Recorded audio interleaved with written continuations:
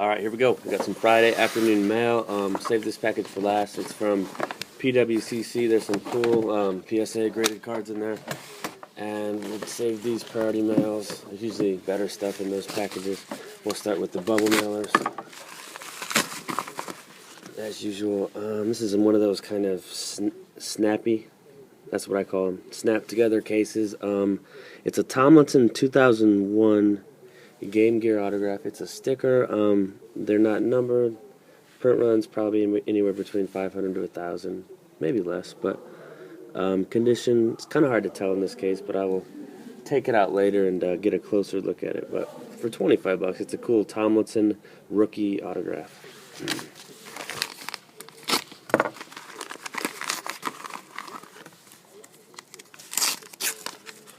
Next up, we have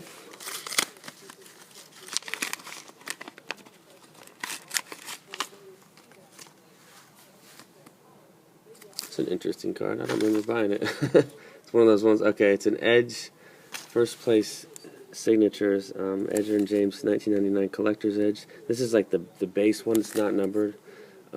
Still a cool card though. I think it's also on card, but Edge is kind of a brand that that kind of went out of style around this time. I was actually never into them as a kid, and Collector's Edge. So I'm not sure what actually happened to them. They probably just stopped producing sports cards, but they're a brand from the 90s that most people that collected know about. Here's another Edge. It's another on card. This is a score preview autograph in the Hurricanes jersey. Not sure on condition how tough it is with this set. This card looks pretty nice. Looks like it's at least a 9. So nice clean Edge auto. Anytime you get a borderline Hall of Fame running back, which you're not going to see a lot of Hall of Fame backs anymore going forward, just my opinion, just because of the way the game's changed. Teams passing 65-70% of the time, splitting backfields with 2 or 3 backs getting hurt.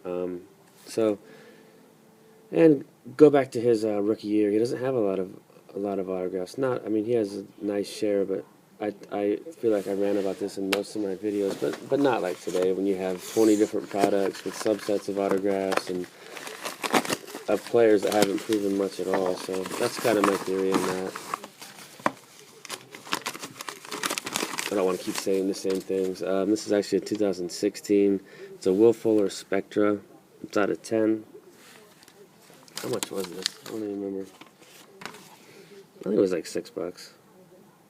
It's got a nice patch. I'm not a huge fan of Spectra. It's just a bunch of like colors and shiny reflections to, I think, take your attention away from the subpar product they put out. It's an expensive product, that's for sure. Here's a priority mailing envelope. This must be something decent. If this is all for one card, then one of the best shippers I've ever come across.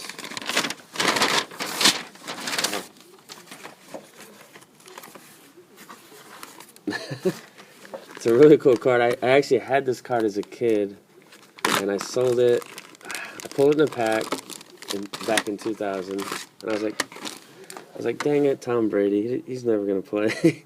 So then I sold it like 5 years later when his stuff was, starting to go up for about $60. But this one was over 200 to buy back, and it's a PSA 8. It looks pretty nice to me. Obviously, it's off center, left to right. If you guys can see that. Aside from that, the back top right corner is not perfect, but it's still a beautiful Brady. A Brady rookie out of 100, so those are tough to find. And it's a cool set to me. This was a neat looking set back when Upper Deck came out with it. So that's it for those ones. We've got 2 more packages left. This is called a small flat rate mailing envelope. These are I think $6 to ship, and you got to pay for signature confirmation. But they're great if you're sending anything out, high end. See, I don't understand people that send out a card like this. It was probably $25-30, spend $6-7 on shipping. We can just ship it in a bubble mailer for 2 or 3, but That's just me talking out loud. So this is a limited Phenoms auto of Andre Johnson. He just retired this week. He's pretty much a shoe-in for the Hall of Fame, one of the best receivers of this era from 2003 to 2016. So I've always collected Andre Johnson. Back in 2003, that's kind of when I got into collecting more heavy. I was buying up Johnson SPXs and stuff. So he's always been a good player. His stuff's been as steady can be, in my opinion, for wide receivers. He's kind of along the lines of Fitzgerald. I think Fitzgerald's obviously going to have a better career. He's got more career touchdowns, but solid player. So this is from PWCC. Now he's just got the best of the best stuff. It's a consignment company. It's actually a pretty good deal if you want to consign your top-end items. From what I saw in the rates, it doesn't seem like he tries to take too much from you. I mean, it's pretty fair considering his stuff sells at the top of the market. Most of the time I try to stay away from his stuff just because his advertising is so good and he reaches so many people that his stuff usually sets the market. That's kind of his slogan, but it's true. If you ever check completed sales, PWCC stuff is at the top. But I'll always put in some bids on stuff, and most of the time I get outbid, but for these I happen to take down some PWCC stuff, so we'll just go through it. This is a cool card. It's a Reggie Wayne PSA 9 Bowman's Best 2001. It's on card. Wayne's a Hall of Famer. That's kind of what I'm going to do now with the football card. So for $25, I think this is a solid buy.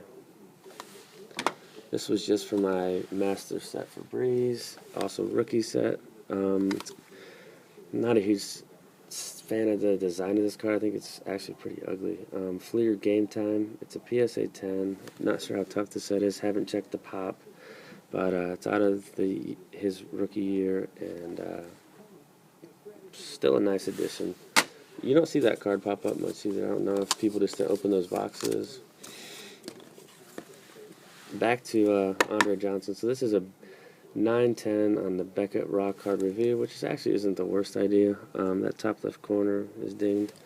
So my choices here would be keep it in this, send it into Beckett and have them put it in a slab, or just cut it straight out of here and try to send it to PSA.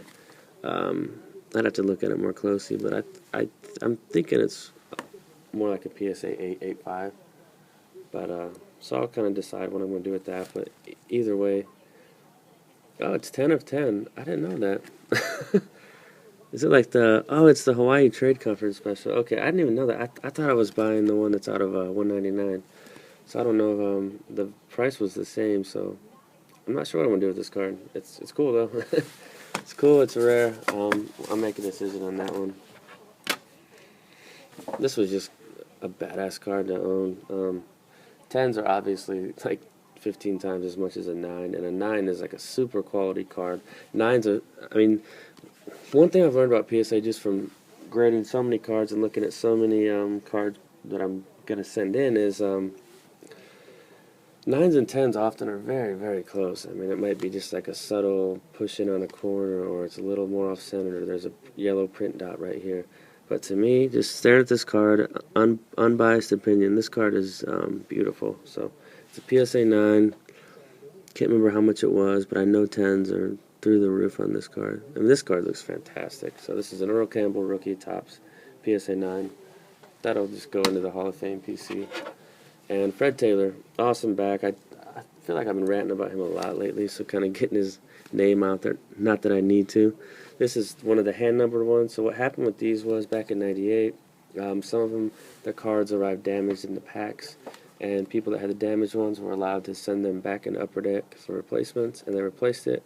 Pretty sure they just numbered it the same as the replacement, and that's why some of these are hand-numbered for Moss, Peyton, Fred Taylor, all the big names from '98 Spa. So this is a beautiful die-cut 9, though. Graded a long time ago, too, because of that 0 in the front. Last one, this stack of stuff. This is from the PWCC Package 2. This was another card I did not have for the Breeze Rookie Master Registry. I don't think this set is too tough. It looks like the back could lend to some chipping just because of the darker border, but the front white, just look for dents.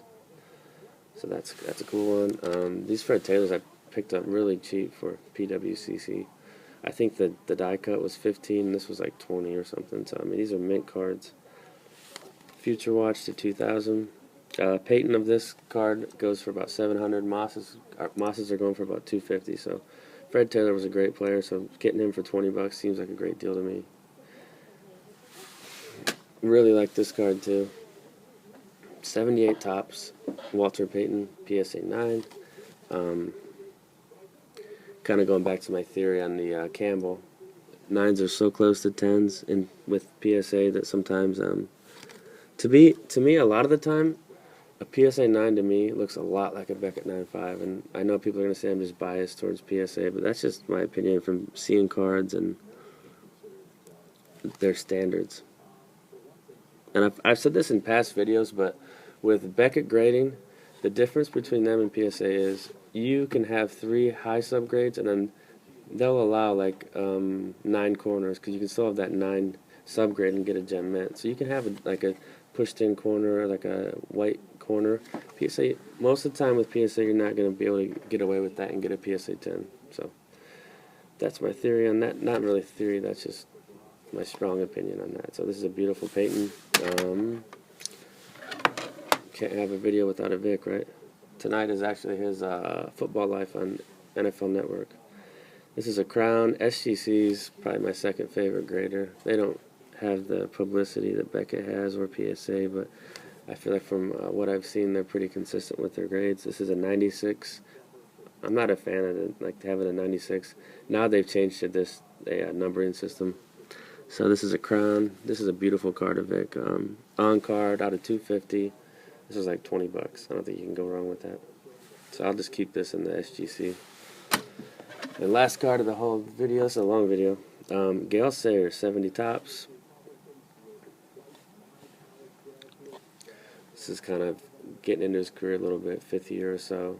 PSA 8 in the new holder, so either looks like it was just slabbed. Yeah, this one looks good.